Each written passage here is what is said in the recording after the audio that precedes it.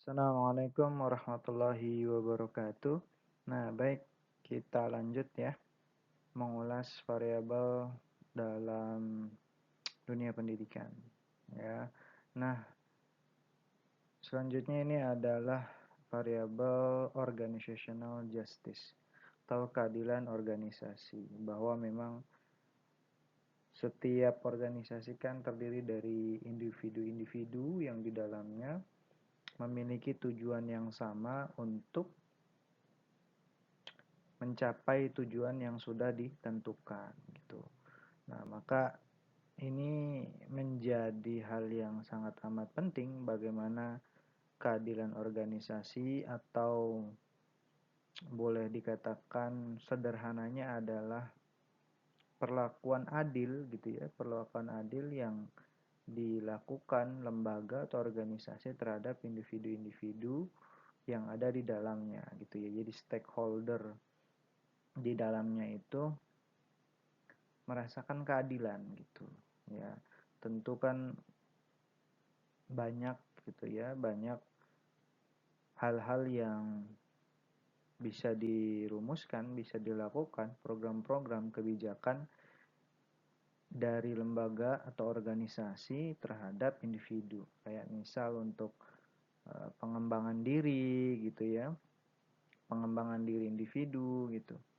Lalu ada boleh dikatakan misal bonus gitu ya, atau pengakuan atau hak yang sama dalam proses menjadi pemimpin ya, atau koordinator ya. Kan guru biasanya nanti ada wakil kurikulum gitu ya, wakil kesiswaan. Nah, bagaimana organisasi itu memberikan hak yang sama rata dalam proses menduduki atau menempatkan setiap individu di dalamnya gitu ya. Nah, itu kan perlu difikirkan. Jadi kalau misalkan di dalam proses seperti itu ya, di dalam proses lembaganya itu jurdil gitu ya, jujur dan adil, terbuka begitu ya dalam rangka prosesnya, maka itu bisa dipastikan organisasinya insya Allah akan berjalan dengan baik. Itu ya. Setidaknya organisasi itu atau lembaga itu membuat membuat proses-proses yang dilakukan itu bisa dirasakan oleh setiap individu yang ada di organisasi tersebut. Seperti itu ya sederhananya ya.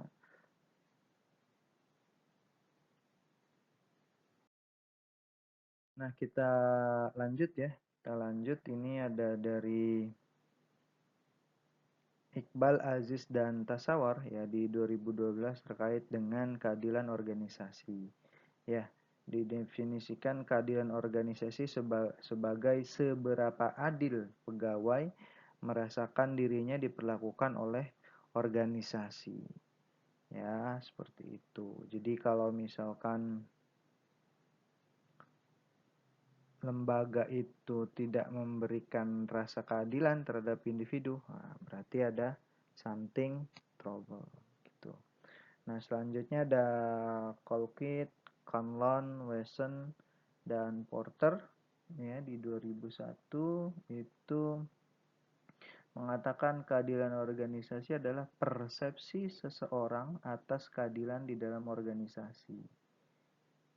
Jadi contohnya misalkan persepsi atas bagaimana keputusan dibuat terkait dengan distribusi hasil dan persepsi keadilan atas kebijakan tersebut gitu ya. Nah, selanjutnya ini ada Deconic ya, lalu ada Elviano Bosch Lina Kifima ya 2005. Deconic di 2010. Jadi keadilan organisasi adalah sejauh mana pegawai diperlakukan secara adil di tempat kerja tadi itu ya. Di awal saya mengatakan ya secara sederhananya ya tadi individu itu diperlakukan adil gitu. Individu itu diberikan kebijakan-kebijakan yang dia pun memiliki hak yang sama dengan individu-individu yang lain gitu, seperti itu. Jadi tidak sebelah-sebelah gitu ya. Nah, itu akan memberikan dampak dan efek yang luar biasa gitu bagi proses terjadinya organisasi yang hidup gitu ya, dan dapat mencapai tujuan dengan baik. Lalu ada di Gordon ya, di Gordon 93. Jadi dia mengatakan bahwa keadaan organisasi ini memiliki peran yang vital ya di dalam dinamika kehidupan organisasi. Nah, dalam prosesnya ya, Gordon ini mengidentifikasi ada 7 dimensi keadilan organisasi.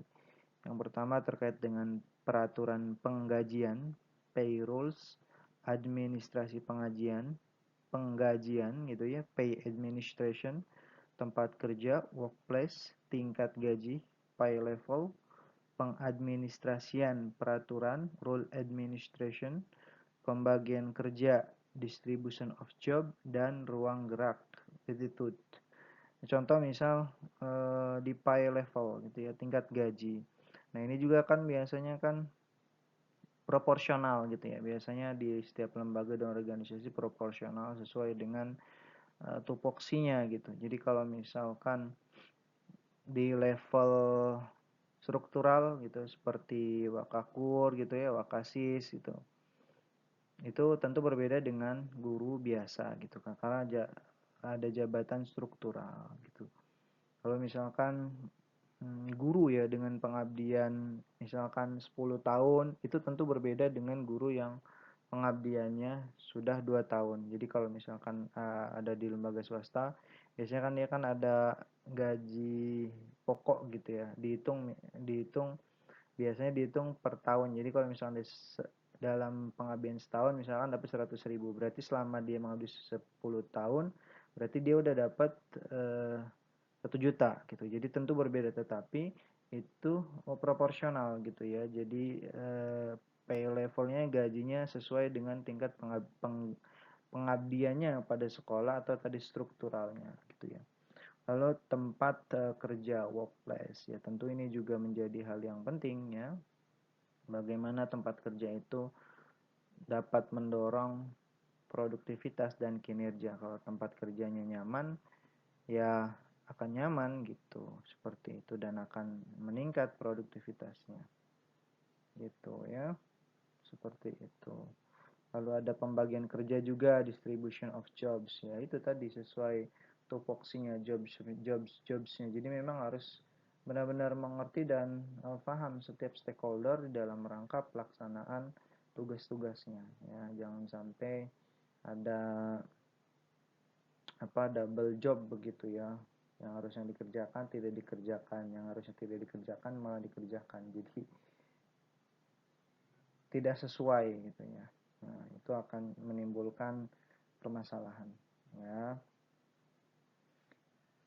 Nah, selanjutnya ini ada Skerlicki dan Volger mengatakan bahwa ada keadilan organisasi secara prosedural ya, procedural justice itu. Jadi keadilan yang dirasakan atas keputusan aktual yang dibuat organisasi. Lalu ada keadilan distributif ya, keadilan yang dirasakan atas metode yang digunakan untuk sampai pada keputusan ya, distributif ya. Lalu yang ketiga keadilan interaksional. Jadi interaksional justice ini keadilan yang dirasakan atas perlakuan interpersonal yang diterima gitu. Nah, jadi ketiga definisi keadilan organisasi ini memang sangat penting nih di dalam proses melaksanakan tugas-tugas dari setiap individu atau tupoksinya gitu. Jadi kalau misalkan dirangkumkan dengan tadi contoh-contoh itu ada 3 jenis distribusi ya, 3 jenis keadilan organisasi, maaf ya, 3 jenis keadilan organisasi, mulai dari keadilan keadilan prosedur ya, lalu tadi ada keadilan distributif, lalu ada keadilan interaksional ya. Silakan nanti teman-teman bisa dieksplor ya. Dan nanti boleh di-spill, dilihat di buku yang sudah kami buat ya, seperti itu. Lebih lanjutnya. Oke. Nah, sehingga didapatkan dari beberapa definisi dan teori tadi ya. Ini indikator organizational justice atau keadilan organisasi.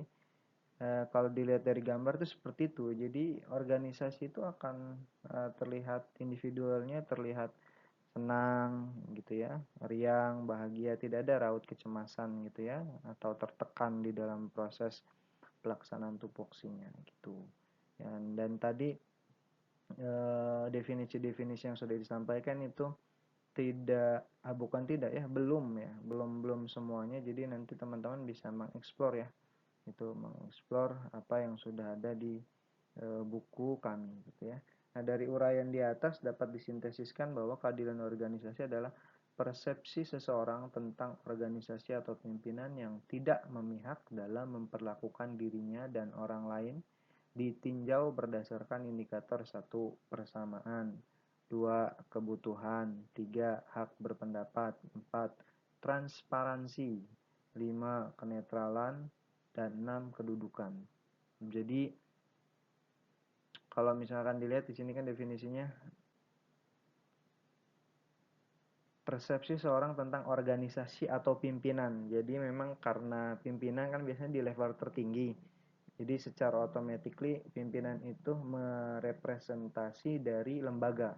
Gitu ya. Itulah kenapa di sini dikatakan organisasi atau pimpinan. Jadi kalau tanda petik pimpinannya tidak tidak adil gitu ya dalam kebutuhan, dalam transparansi untuk memperlakukan setiap individu yang ada di organisasi, maka dia dikatakan melakukan ketidakadilan gitu ya, atau tidak adil di dalam melakukan